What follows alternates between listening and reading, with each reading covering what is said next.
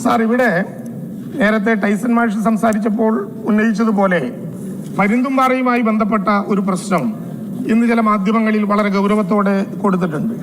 പരുന്തുംപാറയിലെ വിഷയം ഉയർന്നു വന്നത്തിൽ ഘട്ടത്തിൽ തന്നെ പട്ടയം റദ്ദാക്കൽ ഉൾപ്പെടെയുള്ള നടപടിക്രമങ്ങളുമായി അടിയന്തരമായ പരിശോധന നടത്താൻ ജില്ലാ കളക്ടർക്ക് നിർദ്ദേശം നൽകിയിരുന്നു. എന്നാൽ അതിനുശേഷവും ഇതുമായി ബന്ധപ്പെട്ട നടക്കില്ല, ഇനി നടക്കില്ല. പ്ലീസ് അങ്ങ് സംസാരിച്ചോ. പറ്റില്ല അങ്ങ് സംസാരിച്ചോ. അതിന് അങ്ങനെ പറ്റില്ല. അതിന് വേറെ ആള് സംസാരിച്ചിന്. അങ്ങ് സംസാരിക്കും. അങ്ങനെ സംസാരിച്ചേ വാശി പിടിച്ചാണ് സംസാരിക്കണമെന്ന് പറഞ്ഞാൽ ശരി. എന്റെ മണ്ഡലത്തിലാണ് സംസാരിച്ചേ പറ്റൂ എന്ന് പറഞ്ഞാൽ നടക്കുന്ന കാര്യമല്ല. സംസാരിക്കാം. ഒന്ന് സംസാരം കൊടുത്തേ. എന്നെ പരാമർശിക്കുന്ന വിഷയമുണ്ട്, അതുകൊണ്ടാണ് പറയണമെന്ന് പറയുന്നത്. അത് കുറച്ച് മയത്തിൽ പറയാ, ബലം പ്രയോഗിക്കണ്ട. Yes, thank you. അതായത് ഈ പരുന്തുംപാറയിലെ സ്ഥലം എന്റെ മണ്ഡലത്തിലാണ്. 1978 പട്ടയം കിട്ടിയ 2 ഏക്കർ സ്ഥലം എനിക്കുമുണ്ട്. അവിടെ കയ്യേറ്റങ്ങൾ നടക്കുന്നതായിട്ട് ശ്രദ്ധയിൽപ്പെട്ടത് 1 വർഷത്തിന് മുൻപ് താലൂക്ക് സഭയിൽ CPM-ന്റെയും CPI-യുടെയും കോൺഗ്രസിന്റെയും മുസ്ലിം ലീഗിന്റെ ആളുകൾ ഒന്നടങ്കം ഞങ്ങൾ ഏവരും ചേർന്ന് നടപടി സ്വീകരിക്കണമെന്ന് തഹസിൽദാരോട് ആവശ്യപ്പെട്ടതാണ്. എന്നാൽ അതിന് സമയത്ത് നടപടി ഉണ്ടായില്ല. ഈ 3.5 വർഷക്കാലത്തിനുള്ളിൽ 5ാമത്തെ തഹസിൽദാരാണ് പീരുമേട്ടിലിരിക്കുന്നത്, 5ാമത്തെ LR തഹസിൽദാരാണ് പീരുമേട്ടിലിരിക്കുന്നത്, 4ാമത്തെ LA തഹസിൽദാരാണ് പീരുമേട്ടിലിരിക്കുന്നത്. ഇതിൻ്റെ അകത്ത് വ്യക്തിപരമായി ഞങ്ങളെ കൂടെ ചെളിവാരി എറിയുന്ന ഒരു സമീപനം വന്നിട്ടുണ്ട്. അതുകൊണ്ടൊരു വ്യക്തത ഈ കാര്യത്തിൽ വരുത്തണം. സാർ, ഞാനൊരു 10 മിനിറ്റ് കൂടി.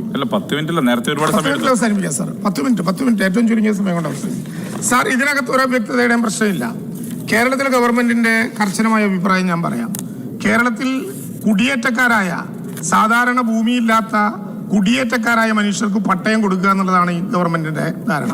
എന്നാൽ കയ്യേറ്റക്കാരായ ഒരാളെയും വെച്ചു പൊറപ്പിക്കാൻ ഈ ഗവൺമെന്റ് ഏതർത്ഥത്തിലും അളവിലും അംഗീകരിക്കുന്ന പ്രശ്നമില്ല. അതിനൊരു കോംപ്രമൈസും ഇല്ല. ബഹുമാനപ്പെട്ട അംഗം പറഞ്ഞതുപോലെ അവിടെ ചിലരൊക്കെ മാറി വന്നത് HRMS-ന്റെ പേരിൽ, ഓൺലൈനിന്റെ പേരിൽ മാറ്റങ്ങൾ ഉണ്ടാകുമ്പോഴാണ്.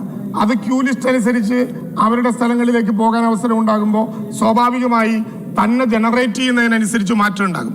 ആര് മാറുന്നു എന്നുള്ളത് പ്രശ്നമല്ല. ഇവിടെ ഭരിക്കുന്ന ഗവൺമെന്റ് കൃത്യമായി അതിന്റെ നിലപാട് പറയാം. ഒരു ഒരു കയ്യേറ്റക്കാരനെയും ആ വിധത്തിൽ മുന്നോട്ട് കൊണ്ടുപോകാൻ എവിടെയാണെങ്കിലും അനുവദിക്കുന്ന പ്രശ്നമില്ല. ഇവിടെ ഒരു പ്രധാനപ്പെട്ട പ്രശ്നം, വലിയ വിസ്തൃതിയുള്ള സർവേ നമ്പറിൽ മൈനർ സർക്യൂട്ടുകളായിട്ടാണ് അവിടെയുള്ള പല മേഖലകളും ഉണ്ടാകുന്നത്. ജില്ലാ കളക്ടർ സ്റ്റോപ്പ് മെമ്മോ കൊടുത്തു ഈ വിഷയത്തിൽ താൽക്കാലികമായി പരിശോധിച്ച് നടപടിയെടുക്കാൻ. ആ സ്റ്റോപ്പ് മെമ്മോ കൊടുത്തതിന്റെ അടിസ്ഥാനത്തിൽ, ഞാൻ നേരത്തെ ഉള്ള കാര്യം പറഞ്ഞങ്ങോട്ട് വരാം. സ്റ്റോപ്പ് മെമ്മോ കൊടുത്തതിന്റെ അടിസ്ഥാനത്തിൽ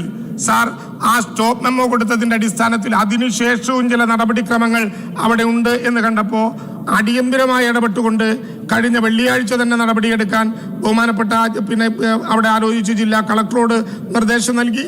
അതിന്റെ അടിസ്ഥാനത്തിൽ പഴയ ചട്ടം പറഞ്ഞാലാണ് പ്രത്യേകിച്ച് അറിയുക.